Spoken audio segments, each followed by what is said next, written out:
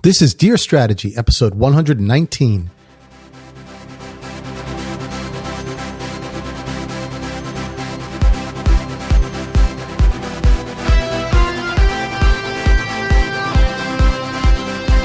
Welcome to another episode of Dear Strategy, where we answer all of your questions about product and business strategy.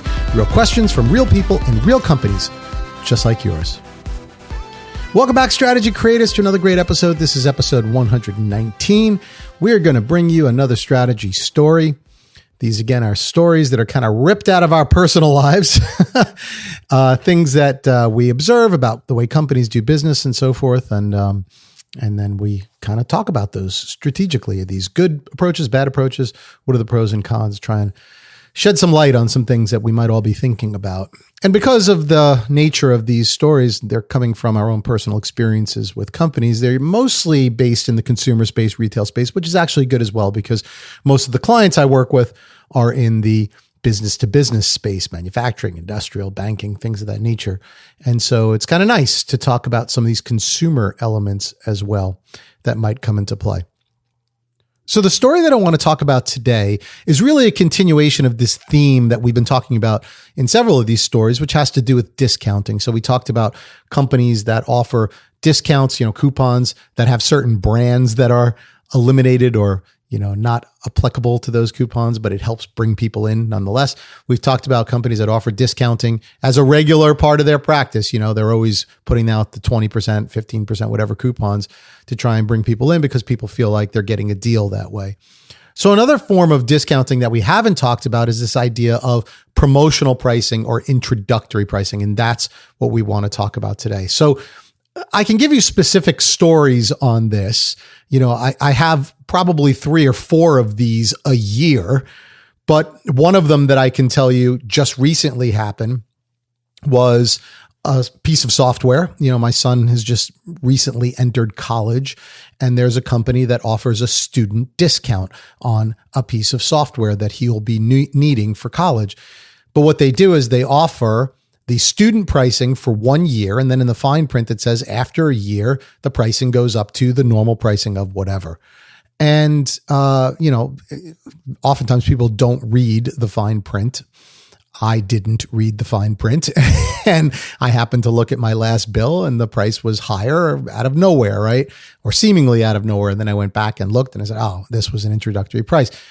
Well, obviously I didn't cancel the subscription because now he uses it as part of his normal routine, which is exactly the point, right? That's why they did it.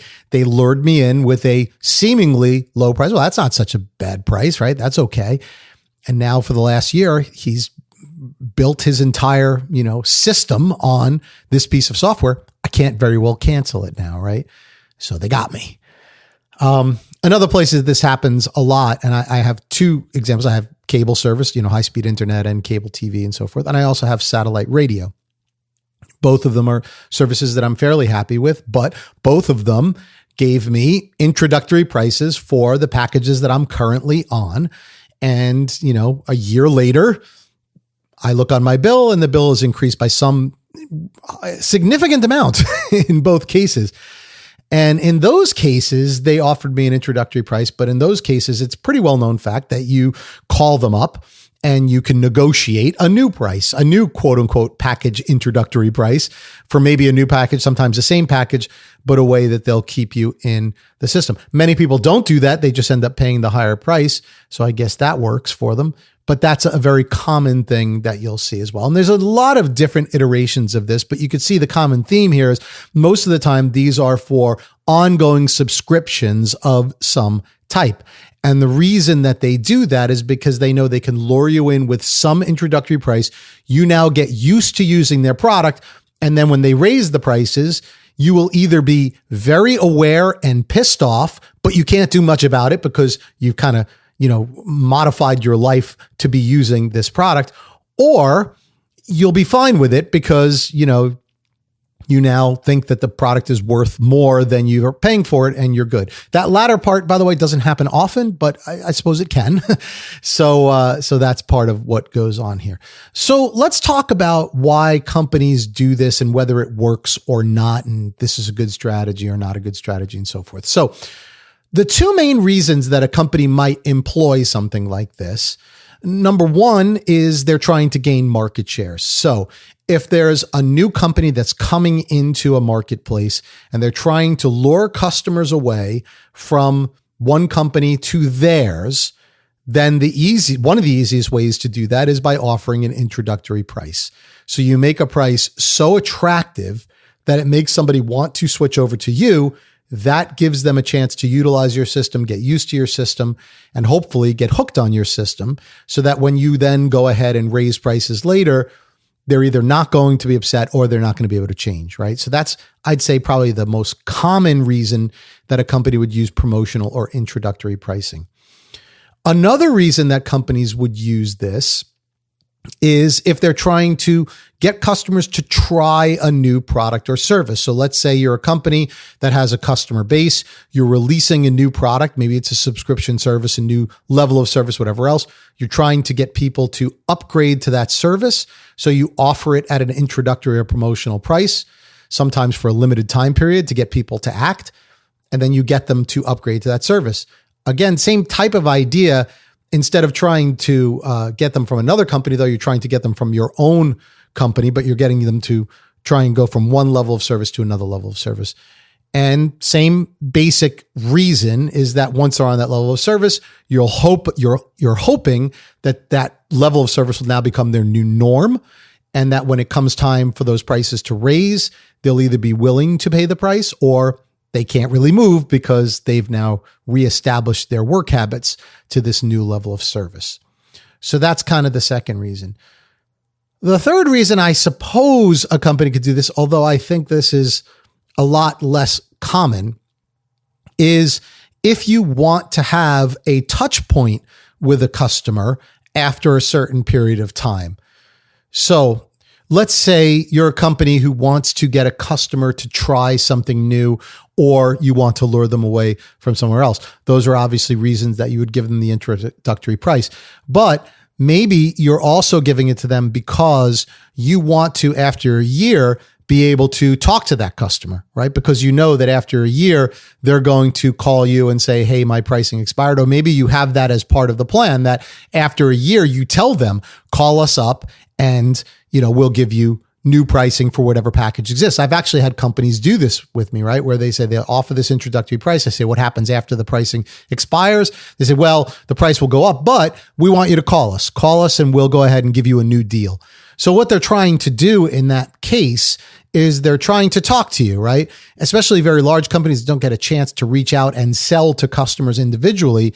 If they have these points where customers will actively call them, then they can introduce their customers to new services, new packages, new things, upgrade them.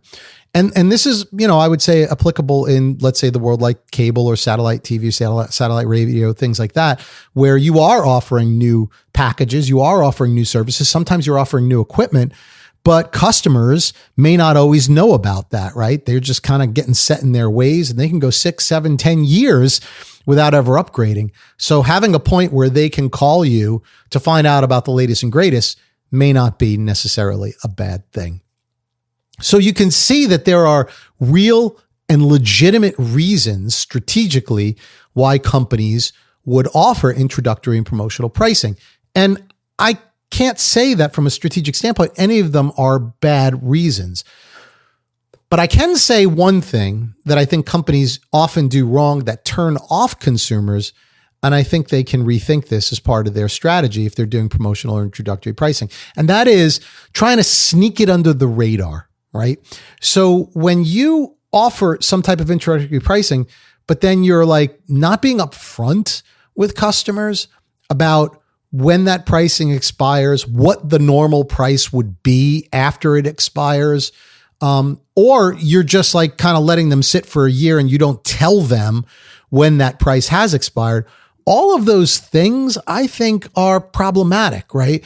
It kind of turns this from a valid strategy that could be win-win to something that seems sneaky. It seems underhanded, right? I'm giving you this introductory price, but I'm not telling you, the details on what happens with the price after the introductory period expires. Or I'm not telling you when the introductory period is about to expire, that it's about to expire, right? And giving you a chance to kind of look at some other options and talk to you.